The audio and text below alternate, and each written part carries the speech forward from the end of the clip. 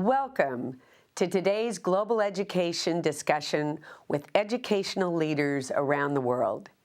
Today we have with us Alan November, who is one of the most interesting, thought-provoking leaders that we have that has been working in education technology for a very long time. And I've known and admired his work, and you will as well as we finish this discussion.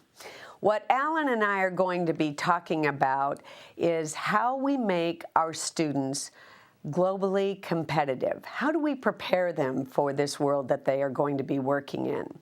Do you think we are preparing students for a globally competitive world? I don't think we are, Jenny. I was looking at the PISA results, the TIMSS results last night in physics. We are last of European nations. Physics is the lifeblood entry point to engineering.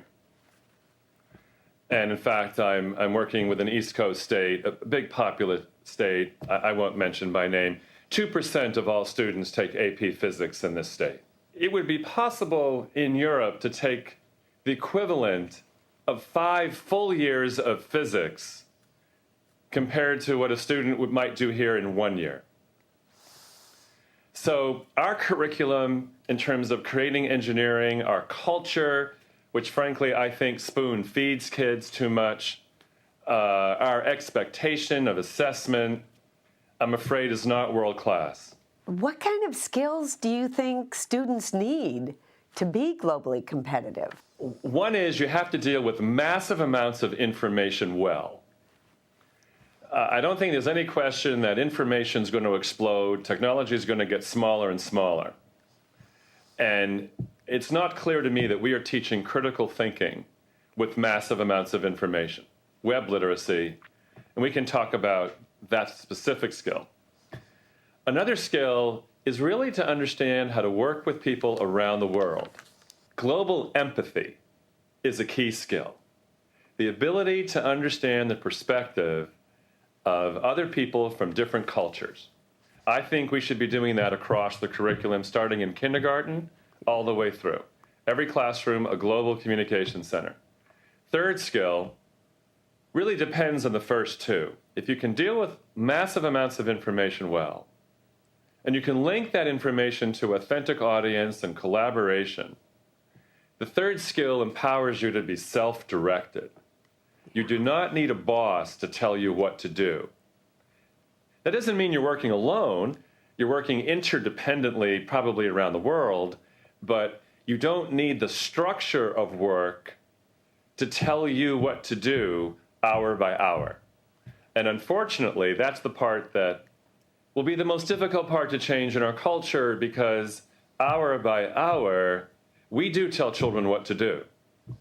We have underestimated their ability to be self-directed. So as we talk about this transformation of schools where we're making students globally competitive, obviously the principals need to be the catalysts, right, and the supporters for making this happen. Yes. Are any principals, have you seen any examples where some principals are doing good things? Yes, I have a colleague just outside of Oklahoma City, Michelle Anderson, principal of an elementary school there. And one day, Michelle gets email from England asking about tornadoes. They happen to be right in the middle of Tornado Alley. Whoa. And the person doing the search, the educator in England, found their elementary school at the top when she typed in Tornado Alley and education. And so it started with, frankly, an outreach from England, which is not surprising. And the elementary teacher got a class involved and then realized that those kids worked harder to produce a video for a tornado drill, by the way, which they then presented in England over the net and explained all of that.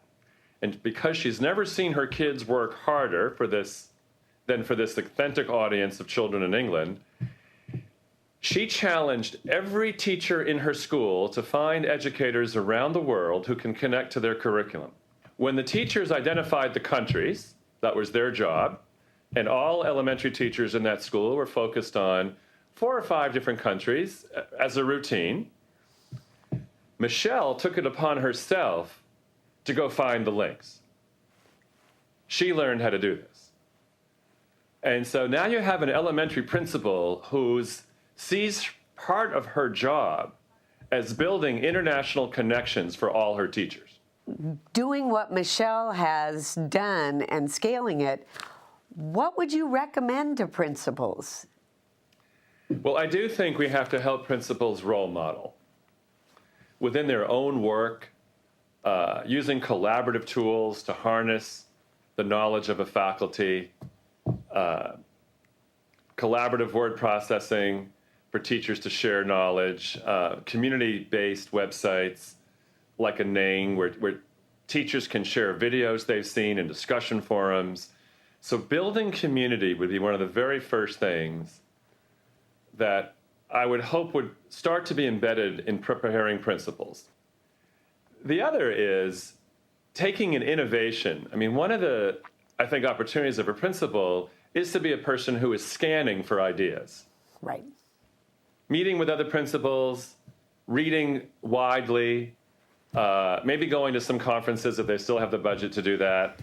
And just an opportunity to gather ideas and to sort out how do you support one teacher first, build success, and then from that one teacher, expand the process. Because we're not going to do everything at once. Let's go back to, you were talking about policy. There's state and the ESEA reauthorization. Yes. So how can we influence this, Alan, to make this reflect what you see and I see as the need? The policy level is absolutely essential, Jenny. And in many ways, a lot of educators are insulated from policy, just, right. In their own classroom, who deals with policy at the state level. But it turns out to be quite important. One of my clients is the state of New Jersey. New Jersey has just gone through all the standards across different disciplines and abolished half of them. Really? Because teachers were complaining that it took all year to get through the nitty-gritty detail of standards, and it left no room for the creativity of a teacher.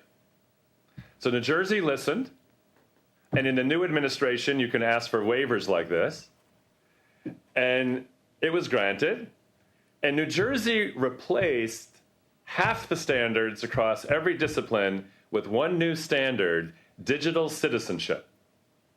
So the state of New Jersey has hundreds of workshops across the state for principals, superintendents, curriculum directors, and teachers to learn how to embed things like global empathy into the curriculum.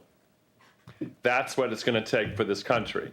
We're going to have every single state come to grips with an understanding that something like digital citizenship, the globally connected, information-savvy student who is self-directed and knows how to make a contribution to society at a high level, is an essential new standard.